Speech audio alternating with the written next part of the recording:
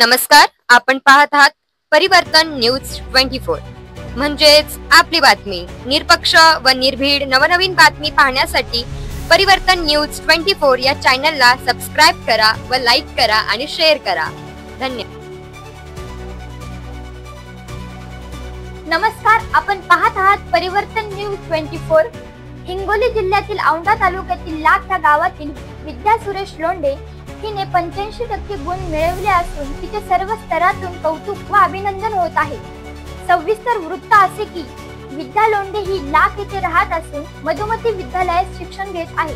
तिचे वडील ही अल्पभूधारक शेतकरी असून तिची परिस्थिती तशी बेताचीच आणि विशेष म्हणजे तिला कुठल्याही शाळेव्यतिरिक्त क्लास नसताना नुकत्याच जाहीर झालेल्या माध्यमिक व उच्च माध्यमिक शिक्षण मंडळाच्या 12वीच्या परीक्षेत विद्या लोंढे हिला 85% गुण प्राप्त झाले असून तिचे ग्रामीण भागातून कौतुक होत आहे।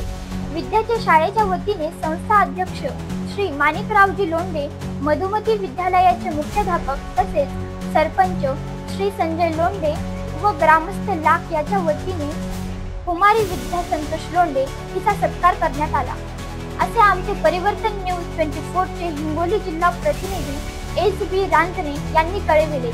पाहुयात विद्या लोंढे हिच्याशी आमच्या प्रतिनिधीने केलेली बातचीत। धन्यवाद।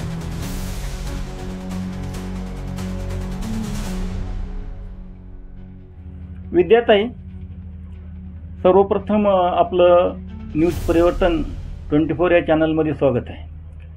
तर आपण 12वीच्या परीक्षेमध्ये जे 85% मार्क मिळवले, या 85% मार्क मिळवण्यासाठी नेमका तुम्ही अभ्यास कसा काय केला? मी 4 ते 5 तास अभ्यास केला आणि मला डोळ्याचा त्रास आहे, त्याची पर्वा न करता मी सतत अभ्यास करते। बरं, तुम्हाला डोळ्याचा त्रास आहे, मग नेमके 85% पडण्यासाठी तुम्ही पेपर कसा लिहिला? मी माझी हँडरायटर पूजा कदम हिने लिहिला। पूजा कदमने लिहिला। बरं, मला सांगा तुमचे आई वडील काय करतात?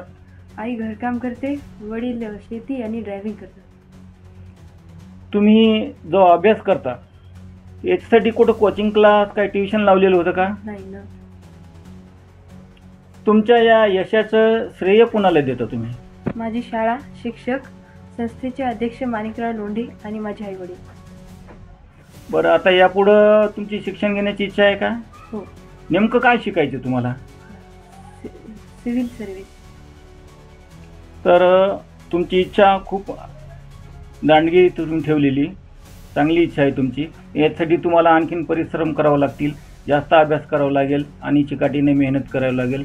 तुम्ही आमच्या या चॅनलला जी मुलाखत दिली त्याबद्दल आपलं हार्दिक स्वागत आणि अशीच आपली प्रगती होत राहू या आमच्या चॅनलतर्फे तुम्हाला शुभेच्छा। धन्यवाद।